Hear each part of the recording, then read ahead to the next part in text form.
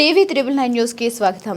కాకినాడ జిల్లా కొవ్వూరు గ్రామం వారాహి అమ్మవారి ఆలయంలో జరుగుతున్నటువంటి ఇబ్బందులు, ఆలయం నిర్మించిన వారు లక్ష్మీ ప్రసన్నతో ఆ ఆలయానికి భక్తుల రద్దీ, అది చూసి వారవలేని కొందరు రాజకీయ నాయకులు చేస్తున్న కుట్రల వల్ల అమ్మవారి ఉండే ఆదాయం కోసం మాత్రమే ఎండోర్మెంట్ పనిచేస్తుందని, ఆలయ డెవలప్మెంట్ శూన్యం, ఇక హిందువుల పట్ల చిన్నచూపు తగదని హిందూ భక్తుల యొక్క భావోద్వేగం. తక్షణం గవర్నమెంట్ దృష్టి పెట్టి ఆలయం రహదారి మార్గానికి సంబంధించిన పనులు పూర్తి చేయాలని భక్తుల డిమాండ్. కొవ్వూరు గ్రామం వారాహి అమ్మవారి దేవస్థానం దగ్గర చాలా చెప్పుకోలేనటువంటి ఇబ్బందులు ఎదుర్కొంటున్నారు హిందువుకు సంబంధించిన భక్తులు. లక్ష్మీ ప్రసన్న గారు ఈ యొక్క దేవస్థానం కట్టడానికి మూలకర్త ఈ లక్ష్మీ ప్రసన్న గారు. ఒకసారి ఇక్కడ జరుగుతున్నటువంటి అన్యాయాన్ని, ఇబ్బందులను, గవర్నమెంట్ వారు పట్టించుకోవాలన్నటువంటి ఇబ్బందులను లక్ష్మీ ప్రసన్న గారి మాటల్లో ఒకసారి తెలుసుకుందాం. నమస్తే అమ్మా. నమస్తే. నమస్తే అండి. ఈరోజు చాలా మంది భక్తులు ఇక్కడికి వచ్చే రోడ్డు మార్గం బాగోలేదని చాలా మంది వాపోతున్నారమ్మా. అంటే ఈ యొక్క దేవస్థానం కట్టడానికి మీరు చాలా కృషి చేశారు, చాలా డెవలప్ చేశారు. ఇంతలోనే గవర్నమెంట్ ఇక్కడ ఆదాయం వస్తుందని తెలిసి గవర్నమెంట్ హ్యాండ్ ఓవర్ చేసుకుంది. అదేవిధంగా ఇక్కడ ఉండి ఆదాయాన్ని ఎండోమెంట్ తీసుకెళ్లిపోతుంది. ఇక్కడ చూసుకుంటే సరైన రోడ్డు మార్గం లేదని భక్తులు చాలా మంది వాపోతున్నారు. దీనికి సంబంధించినటువంటి సమాచారాన్ని మీరు మాకు పూర్తిగా తెలియజేస్తారని ఆశిస్తున్నాం. శ్రీమాత్రే నమః. అందరికీ నమస్తే అండి. నా పేరు లక్ష్మీ ప్రసన్న. మీ అందరికీ తెలుసు, ఇక్కడది గుడిని రావడానికి ఎంతో కష్టపడి మా ఇంట్లో అమ్మవారిని పూజించుకున్నాం. ఫస్ట్ పూజించుకున్న తర్వాత మాకేవో కష్టాలు తీరడంతో మేము అమ్మవారిని గుడిలా అనుకోలేదండి. మేము ఫస్ట్ ఆఫ్ ఆల్ ఏంటంటే ఇంట్లో ప్లేస్ సరిపోలేదు కాబట్టి పక్కన కట్టుకున్నామండి. మా సొంత ప్లేస్ లో మేము కట్టుకున్నాము.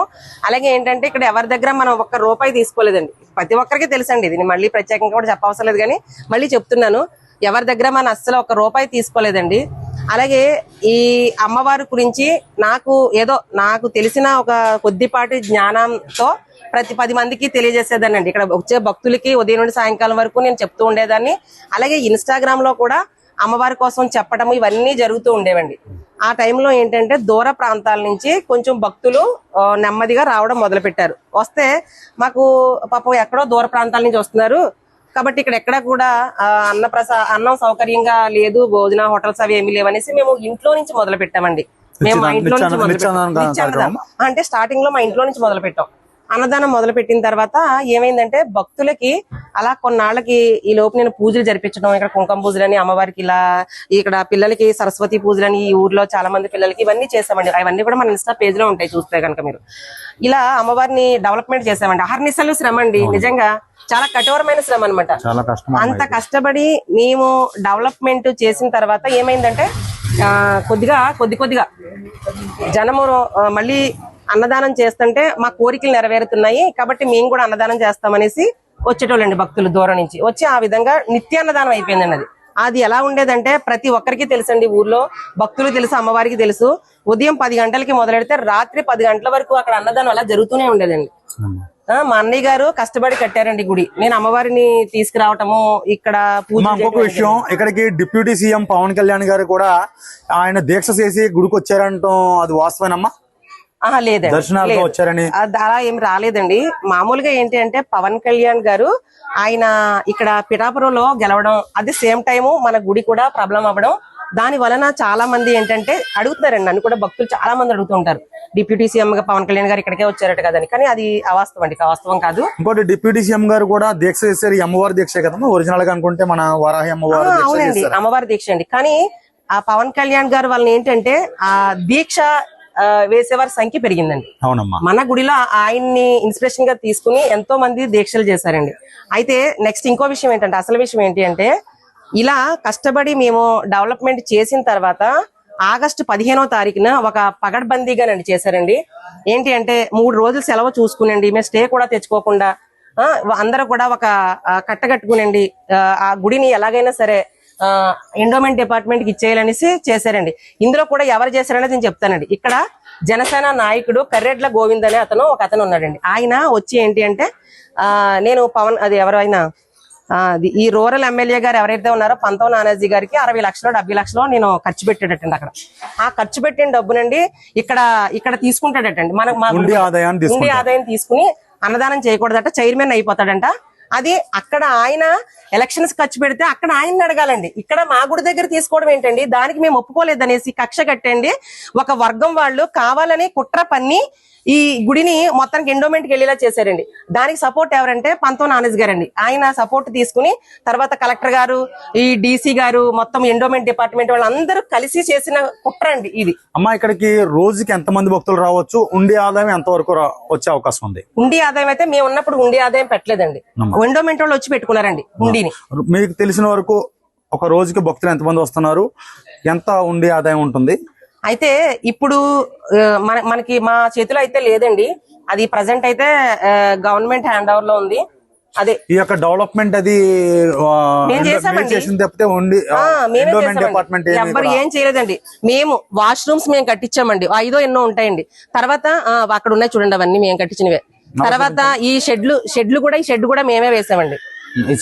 షెడ్లు మేమే వేసాము. తర్వాత వాటర్ భక్తులకు కావాల్సిన వాటర్ ఫెసిలిటీ, వాటర్ ట్యాంక్ మేమే కట్టించామండి.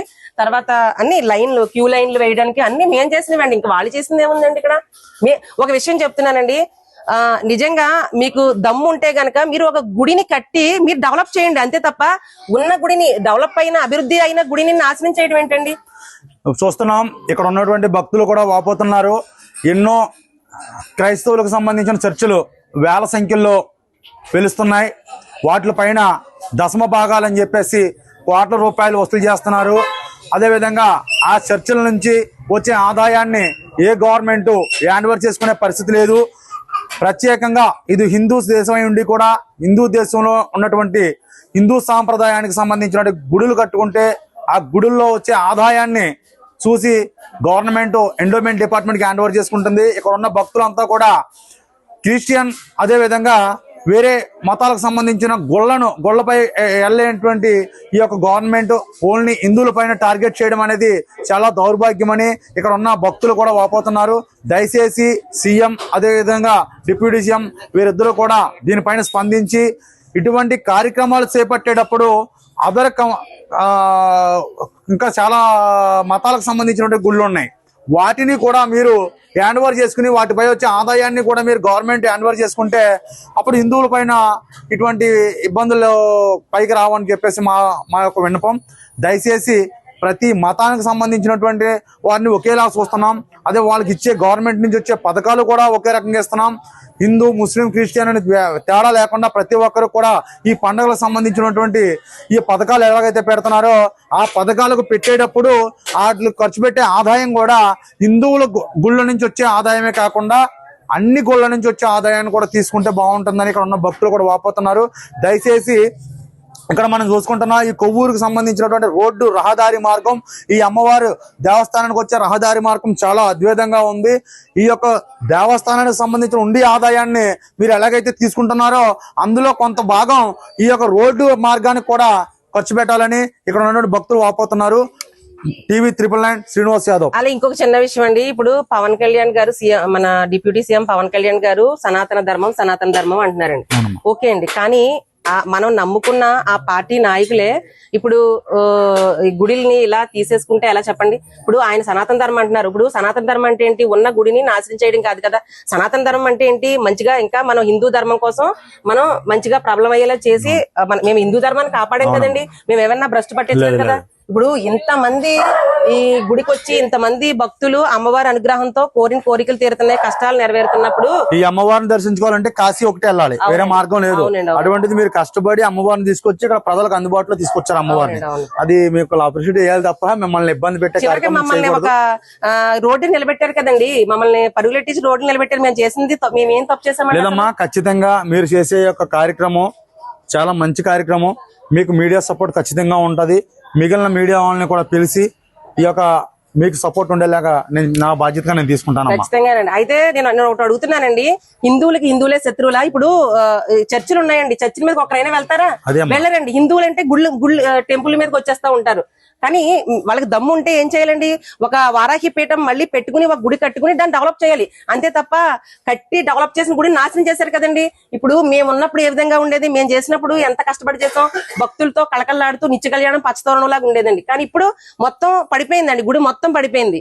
నేను చెప్పేది ఏంటి అంటే అండి, పవన్ కళ్యాణ్ గారికి పాపం తెలియదండి, ఆయనకి తెలియదు. ఇప్పుడు ఇక్కడ వీళ్ళు చేస్తున్నది, మనం నమ్ముకున్న నాయకులే మనకు అన్యాయం చేస్తే మనం ఇంకెవరితో చెప్పుకుంటామండి అని అడుగుతున్నానండి.